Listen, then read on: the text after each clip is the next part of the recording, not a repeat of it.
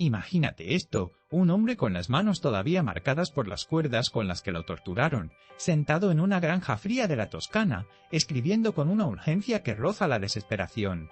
Ha perdido todo: su cargo, su reputación, 14 años de trabajo al servicio de Florencia, borrados de un plumazo por los mismos hombres a quienes había dedicado su vida. Y en ese momento de ruina absoluta, en lugar de rendirse, hace algo que nadie esperaría: empieza a escribir el manual de poder más peligroso que jamás se haya concebido. Eso ocurrió en 1513, y el hombre se llamaba Niccolò Machiavelli.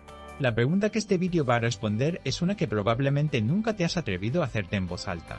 ¿Qué harías tú para conservar el poder si supieras que la bondad puede destruirte? No es una pregunta cómoda, pero es exactamente la pregunta que Machiavelli se hizo desde aquella granja miserable de San Castiano. Y la respuesta que encontró sigue incomodando a políticos, filósofos y lectores 5 siglos después. Hoy vas a entender por qué. El libro del que vamos a hablar hoy tiene un nombre que conoces, aunque quizás nunca lo hayas leído: El Príncipe. 5 siglos después de haber sido escrito, sigue siendo uno de los textos más citados, más temidos y más malinterpretados de la historia del pensamiento humano. Su autor es Niccolò Machiavelli. Y aquí está lo que lo hace distinto a cualquier filósofo político que hayas leído antes. No era un teórico de gabinete. Era un diplomático florentino que durante 14 años viajó por las cortes más peligrosas de Europa, negoció con reyes, observó a tiranos en acción y entendió el poder desde dentro. No escribió sobre cómo debería funcionar el mundo, escribió sobre cómo funciona realmente. El libro fue completado alrededor de 1513, aunque no se publicó de forma oficial hasta 1532, 2 años después de la muerte de su autor. Y el momento no podía ser más convulso. Italia estaba fragmentada en pequeños estados que se destruían entre sí. Francia y España peleaban por dominar la península, y Florencia, la ciudad de Machiavelli, acababa de ver cómo la república caía y los Medici volvían al poder. Él mismo había sido torturado y desterrado. El Príncipe no nació en una biblioteca, nació en el exilio. Hoy es uno de los ensayos políticos más leídos en el mundo, presente en los programas de ciencias políticas, filosofía y estrategia empresarial de las universidades más importantes del planeta. Y hay una razón muy concreta para eso. En los próximos minutos vamos a descubrir exactamente cuál es. Machiavelli parte de una pregunta que ningún filósofo político se había atrevido a formular con tanta brutalidad: ¿qué hace realmente que un gobernante se mantenga en el poder? No qué debería hacer según la ética cristiana, no qué le recomendarían Aristóteles o Cicerón, sino qué funciona en el mundo real, con seres humanos reales, en situaciones de presión extrema. Y su respuesta sacudió 5 siglos de tradición política de un solo golpe.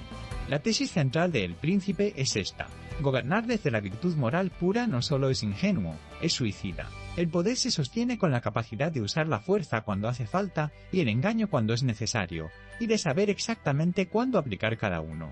No como señal de maldad, sino como condición de supervivencia política. Para entender lo radical que esto era, piensa en lo que se escribía antes. Erasmo de Rotterdam, apenas unos años antes que Machiavelli, publicó su Educación del Príncipe Cristiano, un manual donde recomendaba al gobernante cultivar la piedad, la generosidad y la bondad. Era el modelo dominante: el buen príncipe gobierna siendo virtuoso, y la virtud genera legitimidad. Machiavelli leyó ese tipo de literatura y básicamente la llamó ficción peligrosa. En el propio libro aparece el ejemplo de César Borgia, el hijo del Papa Alejandro V, a quien Machiavelli observó de cerca durante sus misiones diplomáticas. Borgia era despiadado, calculador, capaz de eliminar a sus propios aliados cuando dejaban de serle útiles. Y Machiavelli lo presenta no como un villano, sino como un modelo a estudiar. Porque Borgia entendía algo que sus rivales más virtuosos no entendían: que la realidad política no premia la bondad, premia la eficacia. Esto conecta con algo que tú ya sabes, aunque quizás no lo hayas formulado así. Hay personas en tu vida, en tu trabajo, en tu entorno, que hacen las cosas bien y pierden, y hay otras que ganan sin hacerlas bien. Machiavelli no inventó esa realidad, solo fue el primero en atreverse a escribirla, y lo que viene a continuación es aún más incómodo. Maquiavelo llega a un momento del libro donde parece que va a hablar de animales, y tú piensas que es una metáfora decorativa. No lo es. Es el núcleo de todo. Él dice que el príncipe debe aprender a hacer dos cosas a la vez, zorro y león. El león puede vencer a los lobos, pero cae en las trampas. El zorro detecta las trampas, pero no puede vencer a los lobos. Si eres solo uno de los dos, estás condenado. Esta idea, que parece casi un cuento infantil, es en realidad un diagnóstico clínico del poder que sigue siendo brutalmente preciso hoy. Lo contraintuitivo no es que haya que ser astuto. Lo contraintuitivo es que Maquiavelo dice que la fuerza pura, sin inteligencia táctica, destruye al poderoso desde dentro, y la astucia sin capacidad de imponerse cuando toca tampoco funciona. Él usa como ejemplo a César Borgia, el príncipe real que tenía más cerca y al que observó casi como un caso de estudio en vivo. Borgia combinaba ambas naturalezas con una precisión que Maquiavelo admiraba incluso cuando le repugnaba lo que hacía. Sabía cuándo negociar y cuándo ejecutar. El problema, según Maquiavelo, fue que al final le falló la fortuna, no el método. Piensa en cualquier negociación que hayas vivido, una subida de sueldo, un conflicto de pareja, una decisión de equipo. Quien llega solo con exigencias sin ninguna flexibilidad rompe la relación. Quien cede en todo sin marcar ningún límite pierde el respeto. La combinación no es debilidad ni crueldad, es inteligencia situacional. Saber qué cara mostrar según el momento es una habilidad que los líderes más efectivos de cualquier campo han dominado, aunque nunca hayan leído a Maquiavelo. Esto conecta directamente con lo que veíamos antes sobre la virtud y la fortuna. Tener virtud no es ser bueno ni ser malo, es ser capaz de leer el momento y responder con la herramienta correcta. Y eso nos lleva a la pregunta más incómoda del libro.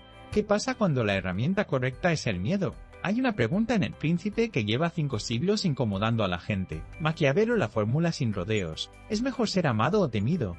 La mayoría, si es honesta, responde lo que le han enseñado a responder, que el amor, claro, que un líder querido es un líder fuerte.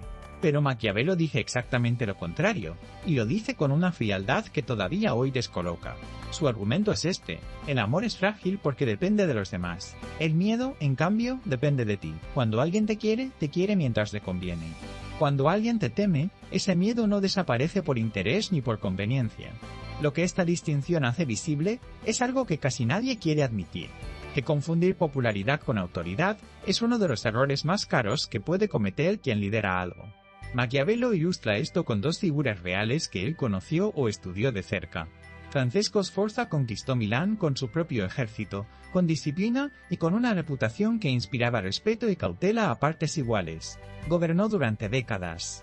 Cesare Borgia, por su parte, usó la crueldad de forma deliberada y calculada para pacificar la Romaña, una región que antes era un caos de señores locales y violencia constante. Maquiavelo no los presenta como monstruos. Los presenta como hombres que entendieron una mecánica del poder que otros ignoraban. Hoy ves exactamente este patrón en liderazgos empresariales. Hay directivos que son adorados en las encuestas internas y que, sin embargo, no consiguen que nadie cumpla un plazo. Y hay otros que generan tensión, que establecen expectativas claras y consecuencias reales, y bajo cuya dirección los equipos producen resultados que ellos mismos no creían posibles. No es crueldad, es coherencia sostenida en el tiempo. Y aquí viene la pregunta que quiero que te lleves contigo. ¿En qué relación de tu vida estás eligiendo ser querido cuando lo que necesitas es ser respetado? Hay una idea en El Príncipe que casi todo el mundo ignora porque está enterrada entre consejos sobre ejércitos y traiciones, y es, paradójicamente, la más humana de todas. Maquiavelo dedica un capítulo entero a hablar de la fortuna, ese concepto que los florentinos del Renacimiento usaban para referirse a lo que hoy llamaríamos circunstancias, azar, o simplemente lo que no puede controlar. Y lo que dice es esto: la fortuna gobierna la mitad de nuestras acciones. Solo la mitad. La otra mitad depende de ti. La imagen que usa es extraordinaria. La fortuna es como un río. Cuando está en calma, los hombres construyen diques, canales, muros de contención. Pero cuando se desborda, arrasa con todo y la gente huye sin saber por qué. El error, dice Maquiavelo, no está en que el río se desborde. El error está en no haber construido nada cuando había tiempo. Julio César no conquistó el mundo por suerte. Lo hizo porque durante años, en la calma, preparó cada movimiento, cada alianza, cada recurso. Cuando la fortuna le dio la oportunidad, él ya tenía los diques construidos. Piensa en alguien que no ha interiorizado esto. Cuando algo sale mal, lo atribuye todo al destino, a la mala suerte, a fuerzas que están más allá de su control. Cuando algo sale bien, tampoco lo analiza demasiado. Fue la suerte. Vive en una especie de fatalismo cómodo que le exime de responsabilidad. Quien sí ha leído a Maquiavelo hace exactamente lo contrario. Estudia las condiciones, actúa antes de que llegue la crisis y cuando la crisis llega ya tiene preparada la respuesta. Esta idea se pasa por alto porque no encaja con la imagen del autor maquiavélico y frío que la historia nos ha vendido. Pero aquí está la verdad. Este es el libro más optimista sobre la agencia humana que se escribió en el siglo XVI. Y es también el puente que une todo lo anterior, la virtud, el poder, la crueldad calculada. Porque todas esas ideas solo tienen sentido si crees que el ser humano puede, de verdad, moldear su propio destino. Pero seamos honestos, El Príncipe tiene grietas profundas que no podemos ignorar si queremos leerlo con inteligencia. La primera es metodológica. Maquiavelo construye sus argumentos sobre una selección muy conveniente de ejemplos históricos. Cita a César Borgia cuando le conviene, omite sus fracasos más vergonzosos, y trata a figuras como Agatocles de Siracusa como modelos válidos de eficacia sin preguntarse ni una sola vez cuántas vidas destruyó ese modelo. No es análisis riguroso, es retórica disfrazada de ciencia política. La segunda limitación es más profunda todavía. El texto fue escrito para un contexto radicalmente específico, la Italia fragmentada de principios del siglo XVI, donde un señor de guerra podía conquistar un territorio en semanas y perderlo en días. Aplicar esas prescripciones al liderazgo moderno, a las empresas, a la gestión de equipos, como hacen decenas de libros de autoayuda, es una distorsión grave. El propio filósofo político Isaiah Berlin señalaba que leer a Maquiavelo como manual universal revela más sobre quien lo lee que sobre el texto mismo. Cuando alguien usa El Príncipe para justificar crueldad sistemática sin ningún límite, no está siguiendo a Maquiavelo. Está usando a Maquiavelo como coartada. Y sin embargo, ahí está su valor real, no como receta, sino como diagnóstico brutal de cómo funciona el poder cuando nadie está mirando. La pregunta que deberías hacerte al leerlo no es cómo aplicarlo, sino por qué te resulta tan reconocible. Muy bien. Toda esta teoría tiene que aterrizar en algún sitio. Y ese sitio eres tú, con tu vida real, hoy. La primera idea que puedes aplicar inmediatamente es lo que Maquiavelo llama ver la realidad antes de que te duela. Elige un problema en tu vida, ya sea profesional o personal, que llevas tiempo evitando mirar de frente. Escríbelo en papel tal como es, sin suavizarlo.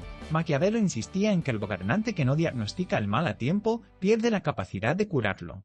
El obstáculo más común es que nos da miedo lo que vamos a encontrar. La solución es simple, escribirlo no lo empeora, solo lo hace visible. La segunda acción es auditar tu reputación, no tu imagen. Pregunta a 3 personas de confianza cómo te describirían en una situación de presión o conflicto.